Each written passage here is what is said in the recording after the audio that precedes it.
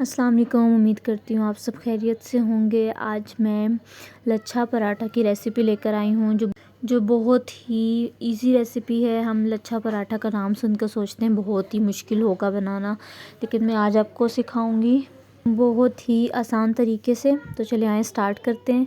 सबसे पहले आपने एक बाउल लेना है, उसमें 2 कप भरकर जो है मैदा ले लेना है। मैदे को पहले आप छान लीजिएगा, फिर इसमें डालना है।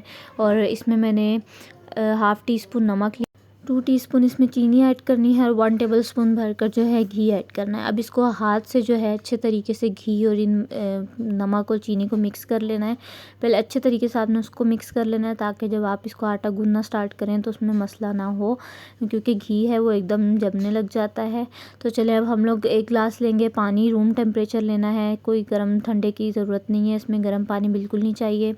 और बस अब हम लोग इसका जल्दी से आटा गूंद लेंगे, इसकी एक डो अच्छी सी तैयार कर लेंगे। और अब हम लोग इसको रख देंगे कवर करके 1 घंटे के लिए। और कवर आपने इस तरह से करना है कि इसमें बिल्कुल भी हवा ना क्रॉस हो रही हो, इस तरीके से बंद जगह पे इसको रखना है। तो ये देखिए हमारा घंटा हो चुका है। अब हमने घी लेना है, उसको जो है अपनी स्लैब पर अच्छे से ग्रीस कर लेना है और अपनी डो लेनी है, डो को हाफ़ कर लेना है।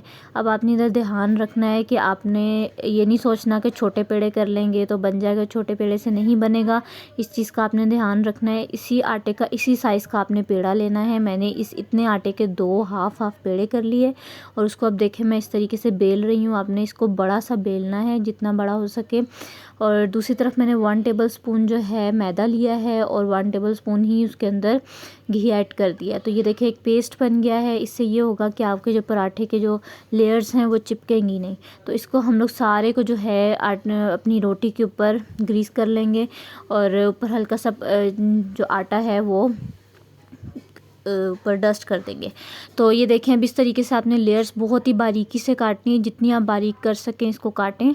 और अब ये देखें इस तरीके से आपने सब लेयर्स को इकट्ठे कर देना है और हाथ की मदद से इसकी जो इसको लंबाई में और ज़्यादा लंबा कर लेना है और इस तरह रोल करना है। और ये देखें आपका ज़बरदस्त सा पेड़ा तैयार है। इसी तरह हम दूसरा भी कर लेंगे। इसी तरह हमने उसको बेलना है, उसकी ऊपर घी वगैरह लगाना है और उसके लेयर्स ऐसे कट करके उसको इकट्ठा करके लंबा सा और उसको इसी तरह रोल करके एक पराठा बना लेना है। बहुत ही इजी रेसिपी है, बहुत ही इजी तरीके से आपको मैं बता रही हूँ।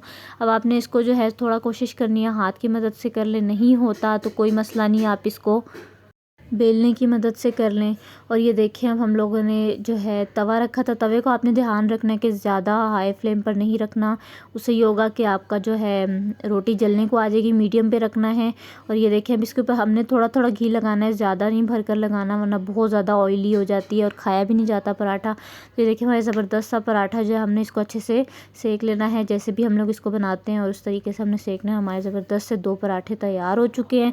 और अब हमने लिया है अचार, ये हमारा घर का बना हुआ अचार है, बहुत ही मज़ेदार इसकी खुशबू है। बस इसका ढक्कन खुला तो खुशबू ही फैल गई है।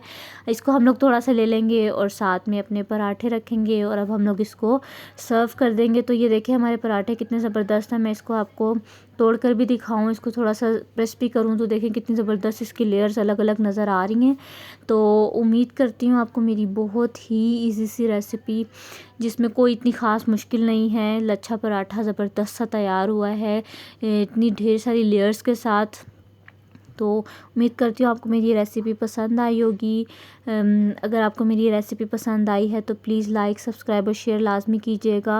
और अगर आप मेरे चैनल पे न्यू हैं तो सब्सक्राइब भी कीजिएगा और आप लाजमी ट्राई कीजिएगा और मुझे कमेंट बॉक्स में बताइएगा। इससे मुझे भी मोटिवेशन मिलती है, फिर मैं आगे भी नेक्स्ट आपके लिए अच्छी अच्छी वीडियोज़ लेकर आऊँगी। तो अपना बहुत सारा ख्याल रखिएगा और इंशाल्लाह नेक्स्ट वीडियो में मिलती हूँ। अल्लाह हाफ़िज़।